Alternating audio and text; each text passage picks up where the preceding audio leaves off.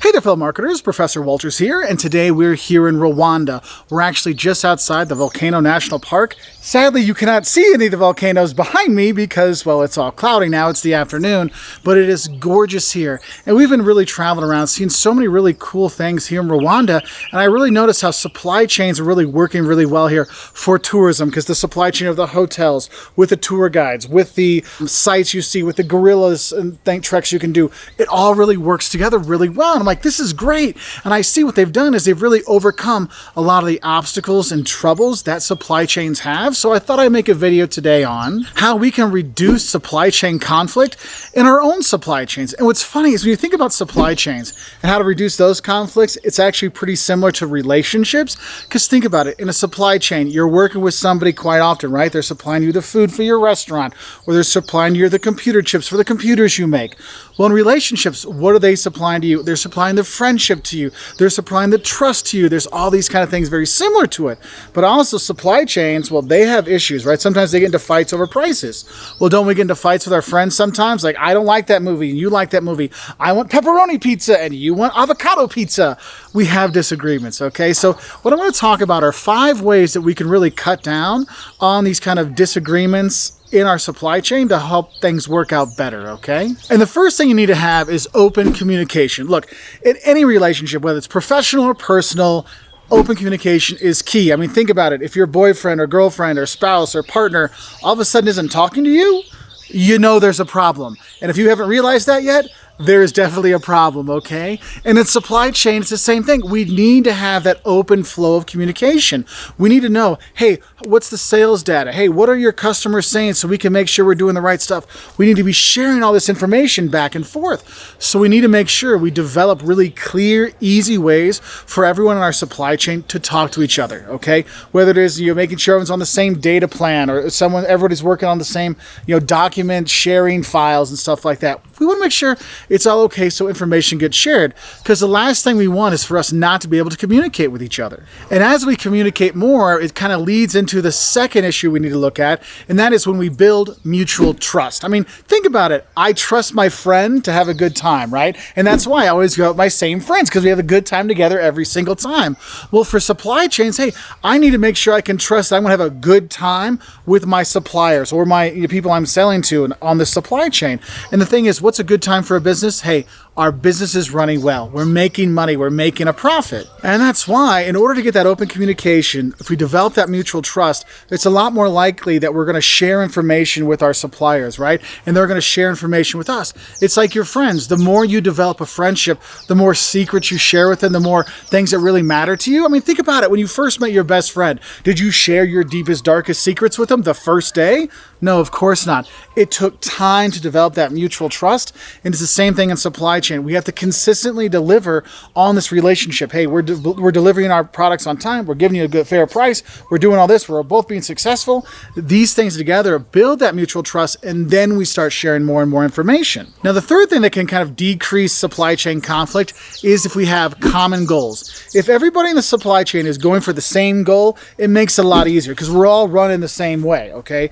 That's what's really great. And so what you'll see is if you don't have people with the same goals, that's where the conflict arises. If you're a student and you're in a group project, right? We've all had a group project, right? And you want to get an A, of course, but then you got that other student that's like, hey, remember, D's get degrees. And you're like, oh, I don't want to ruin my GPA because you're lazy. Well, those different goals, that's going to cause conflict. So we want to kind of make sure that we're aligning our goals so we have common goals. That will definitely help us reduce our supply chain conflict, okay? And that's why one of the good examples you see here in Rwanda is actually the mountain gorillas are here. Like up in there's mountain gorillas. You can go trekking with them. And the gorillas will go from Rwanda to Uganda to Congo, and they'll go around. And the thing is, the common goal of all those 3 countries is to keep the gorillas going, help support the communities of the gorillas, because there's a lot of tourism money that comes in here. So that common goal, hey, we want to make sure the tourism dollars keep coming. We know the gorillas are really important, so we're going to work together. And so that really helps eliminate a lot of the conflict in the supply chain kind of stuff in terms of fighting poachers here. And that's what's funny is because you'll see the governments might not always get along with the countries. But here, when it comes to helping the gorillas, they do, because we all have this same goal. keep the tourism coming and keep those gorillas safe, because that brings in a lot of people and creates a lot of jobs here. And that leads us into the fourth thing that really helps, eliminate a lot of the supply chain conflict, is if we have what's called interdependence. If my success is dependent on your success, I'm going to make sure you don't fail, because I'm not going to fail, because then we're both going to go down. That's why you're like, hey, let's just work together in these things. Again, going to the anti-poaching stuff you see here in Rwanda and Uganda and stuff like that, Democratic Republic of Congo, they're all working together. Look, if Uganda doesn't help fight the poachers, well, Rwanda will fail. If Rwanda doesn't help, then Uganda will fail. So we're all in this together, right? And that's going to help us really fight the conflict. Because, hey, look, we're arm in arm here. We're working together for the same goal. Remember, these things all kind of like come together. You can see how these things kind of really link together to help eliminate conflict. So if we're interdependent, our success is dependent on each other, then of course it's going to help us eliminate a lot of stuff. And then we have the fifth thing I want to talk about, and that is credible commitments. Look, if you want to reduce supply chain conflict, it's just like in a relationship. You got to show some commitment. Hey, you really want to prove that you really like the girl? Put a ring on that finger, right? Hey, I really care about you. Well, then you need to call her girlfriend, or you need to call him boyfriend or partner or whatever. Because you're just like, oh yeah, she's a friend of mine. That's not the same thing as a girlfriend. That's not the same thing as saying he's my friend versus he's my boyfriend. You have to think about these things. We need some kind of credible commitment that shows that, look, we really care about this supply chain. We really want to work together. That's why, you put the ring on it. Yeah, exactly. There's that there. In terms of a business sense, have you ever been driving down the highway and you see the McDonald's trucks going by, and there's a Big Mac and there's a French fry there, and what's next to it? An ice cold Coca-Cola. McDonald's is showing their commitment to Coca-Cola by putting Coca-Cola on the sides of all their trucks. And that's one of those ways you can really show that commitment. Is like, look, I'm proving it. I got your product on my product, okay? So you have that. So I hope this helps you understand some of the ways that you can reduce supply chain conflict, and maybe reduce a little conflict in your own lives as well if you're having some personal issues out there. Anyway, I hope this helps you to learn a little bit more.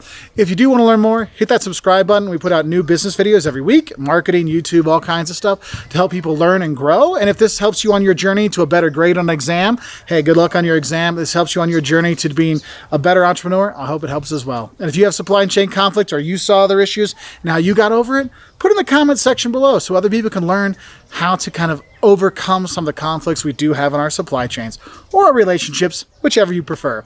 Anyway, I'll say bye from here in Rwanda. If you're wondering about coming here, this country is fantastic. Sparkling clean streets. People are super nice. The gorillas are amazing.